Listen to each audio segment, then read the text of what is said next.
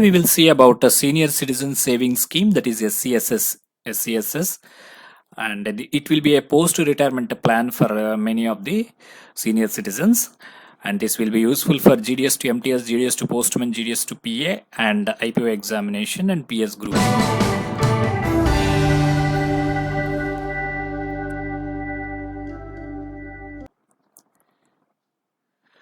First off, the senior citizen account, who can open? Any individual with 60 years of age can open. There is an exception that those who have gone for VRS, voluntary retirement scheme, from 55 years onwards, they can deposit in the senior citizen savings scheme. And one more point is that for defense services, 50 years and above can also deposit. The point is that for joint A and joint B, you can open a joint A or a joint B in the name of first account holder and second account holder. The second account holder will be generally the spouse only, and it shall be opened within 1 month of receipt of retirement benefits. You should understand that it shall be opened in 1 month of receipt of benefits from the department, and proof should be submitted to that extent, and there is no age limit for spouse. So only spouse, along with the spouse only, you can deposit either singly, either you can open a single account or a joint account. That joint account should be with the spouse only, and only retirement benefits can be deposited in this CSS account, and this retirement benefits should be deposited within 1 month of receipt of the retirement benefits, and a proof to that extent should be submitted that these are retirement benefits. And for the spouse, there is no age limit as such. Where you can open the account, it can be either in bank or post office. You can open a senior citizen account. And when can you deposit, and what is the initial deposit? The initial deposit is 1,000 rupees, and you can make only one deposit at a time, and further deposits in the same account is not possible. Like MIS, only one deposit can be made, but number of accounts can be more than one also, depending on the time you receive your retirement benefits. Sometimes the retirement benefits will be received on multiple occasions. Sometimes you will get EL encashment at one time, you will get some pensionary benefit, commutation of pension at one time. So there may be a periodical time, and that periodically you will receive the retirement benefits, and you can open more than one account also, but the amount should be pertaining to the retirement benefits. Retirement benefits includes commutation of pension, EL encashment, CGJS amount, and pension, everything. Okay.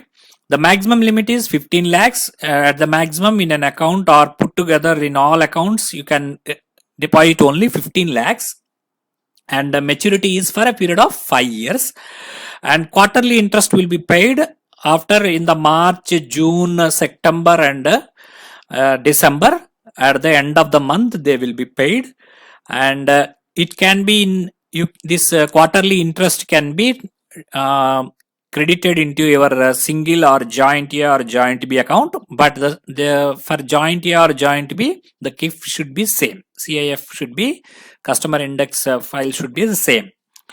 The whole amount of deposit in a joint account shall be attributable to the first account holder only. This is very important. You note down in the comment section also, so that it will register in your mind. This line you better write in the comment section or in your notes. So these are the points. Just you recall whatever we have discussed in the video at the end of the video. Either you write it down as a summary in the comment section, or write it down as a summary in your notes by just recalling what you have learned by closing the video. Next comes the senior citizen savings account, in that you can get interest in bank also instead of post office. You can either get it in the post office savings bank account, the interest, or in the bank account. For if you want it to in the bank account, you should give a ECS mandate, electronic clearance mandate, and whenever there is an unclaimed interest, it will not earn any additional interest. Suppose every 3 months you have to take interest. If there is a time when you are not able to take interest, it will not that interest will not fetch any extra amount. No additional interest will be given for the unclaimed interest, similar to MIS. There is extension possible for this account. Plus 3 years you can extend. Normally the maturity period is 5 years. So 5 plus 3, 8 years, up to 8 years you can extend a senior citizen account. But there is one caveat, one condition. You have to apply for extension of senior citizen account within 1 year after the 5 years. That means after, as soon as you complete 5 years, that is the maturity date comes, you have to apply from 5th to 6th year. In between you have to apply, and it will be extended based on your application. Okay. If not extended within 1 year after maturity, SB rate of interest will be given after maturity. So if you extend it, you will get a senior citizen savings scheme rate of interest. If you don't extend, but you just keep the amount there and without closing the account, in such a case, for the extended, for the 6th, 7th year or whatever, how many years you have left it without giving extension in writing, that period you will get only SB rate of interest after maturity. Then the extended account shall earn interest at a rate applicable on the date of maturity. Some people, they will get a doubt. Suppose the rate of interest now is 8%. And after 5 years, the rate of interest is some 7.6. Say suppose. You will ask at what rate of interest, what is the rate of interest that will be given after 5 years if I extend the senior citizen account. It will be 7.6 only. That means new rate of interest only will be given after extension of senior citizen savings scheme also. So why then, what is the use of extending means you need not make any separate transaction for opening of account. That is the only benefit you have extending a senior citizen savings scheme. Next comes the interest payments under senior citizen savings scheme are not exempted under TDS. That means they undergo tax deduction at source. And TDS means tax reduction at source. TDS not applicable on the total aggregate interest income up to 50,000 in a financial year. Here TDS will be 50,000 for those who have completed 60 years, and for those who have not completed 60 years, 40,000 will continue. Here TDS will not be applicable to the total aggregate interest. When if the interest under senior citizen savings scheme is less than 50,000, there is no need for deduction of TDS. If it is beyond 50,000, if the interest becomes 50,000 in a year, then TDS will be deducted. Less than 60 years, if the age is less than 60 years, and if senior citizen says that I am not earning any, I have no income that is taxable, then he can submit a form called Form 15G, and TDS will not be deducted at that time.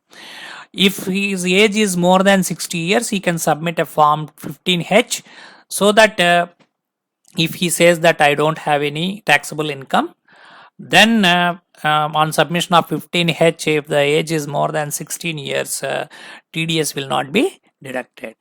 And there is an income tax exemption under section 80C that is allowed for senior citizen savings account deposits also, subject to a maximum of 1.5 lakhs per year. That is, it includes every other 80C deductions also. In case the spouse is a joint account holder or a sole nominee, can be continued till maturity if the spouse is eligible to open SCS account and not have another SCS account. Say suppose on death of the account holder of SCS account, first I mean to say account holder means the first applicant. That means the one who is eligible for SCS. If he dies, then the spouse being the joint account holder or the sole nominee, he can continue, the nominee or the joint account holder can continue the account until maturity. But there is one condition: until maturity they can continue if the spouse is eligible to open SCS account and if the spouse do not have another SCS account. In such a case, they will be eligible to continue the senior citizen savings account. Next comes the senior citizen withdrawal clause or transfer, whether they are eligible or not. We will see one by one. The interest rate is 8% compound interest paid, and you can see it is highest after SSA. Withdrawal, it is not allowed. Loan is not allowed because quarterly they are paying the amount to you, so no such a facility. Closure is after 5 years. We know if you extend it for 3 years, 5 plus 3, 8 years it comes to. And transfer, it is possible from post office to post office, post office to bank, bank to post office, it is allowed. And if the depositor becomes NRI, continued till maturity on repatriation basis. So whenever the senior citizen account holder becomes NRI, non-resident Indian, then that account can need not be closed immediately, but it can be continued till the maturity on repatriation basis. What is this non-repatriation basis? Generally, repatriation means coming to the origin country. That amount is brought to the origin country. Non-repatriation means it cannot be taken from India to outside. This amount cannot be taken from India to foreign country, or it cannot be exchanged with a foreign exchange. So that is the condition. So it cannot be taken outside India. Extension beyond maturity is not allowed. So whenever there is a maturity, extension beyond maturity is not allowed in case the depositor becomes a NRI. We are seeing all these conditions when the depositor becomes NRI. So whenever the depositor becomes NRI, extension beyond maturity is not allowed. No interest paid after maturity in such accounts. So whenever the account is kept beyond the 5 years, no interest after maturity is paid. These things you have to remember whenever NRI, it comes to NRI. Death claim cases. So there will be some questions asking whether the statement saying that the account, if a depositor becomes NRI, it cannot be continued till maturity. It shall be closed immediately. Like that, they give a statement. In such a case, you should be able to identify that it can be continued till maturity in case he becomes NRI. Okay, death claim cases. At the time of death claim, the account should be closed, and SCS, if the account is closed, the SCS rate of interest will be given till the time of death, and from the date of death to the final date of closure, SB rate of interest will be given. So you should understand, whenever there is a death claim, up to death, SCS rate will be given. From date of death to date of closure by the nominee, SB rate of interest will be given. If the spouse is sole nominee, may continue if the eligibility conditions are met. Already we have seen this. If a separate account are opened by the spouse, then joint account shall not be continued and shall be closed. Say suppose if separate account is also there for a spouse, and there is one account with this spouse separate account, because she is also an employee and she got some retirement benefits, she has opened a SCSS account, and that account may be called as A, for example. There is one more account B in her name and her husband's name. He is also a government employee.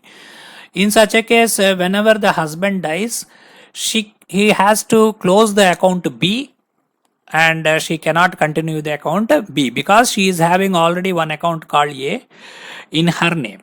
This is the point. Now premature closure of PPF is possible at any time, because the maturity period is 5 years. Before 5 years also, the prematurely PPF can be closed at any time. But there is one caveat, that PMC before 1 year. If it is less than 1 year, if you want to prematurely close it less than 1 year, from today you have opened, tomorrow you want to close, means interest paid, whatever it is, will be recovered.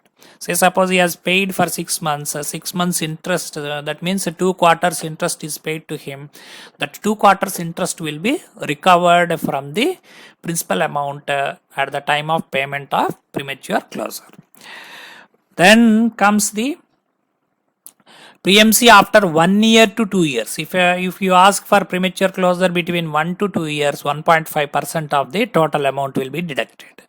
Okay, if you deposit some 1 lakh, 1500 will be deducted, and the remaining 85,500 will be that 95 change will be paid.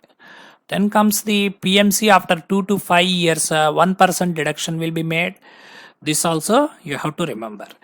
And one more point is that whenever you extend an account and you want a premature closure, whenever you extend an account beyond 5 years and before 8 years, if you want to take in between 5 to 8 years, that is also called as premature closure. But a premature closure in an extended account, we call it as. In such a time also you can close the account prematurely, and it can be any time after 1 year of extension without deduction. If you want to get the total amount without deduction, you can close it after 1 year of extension. Okay.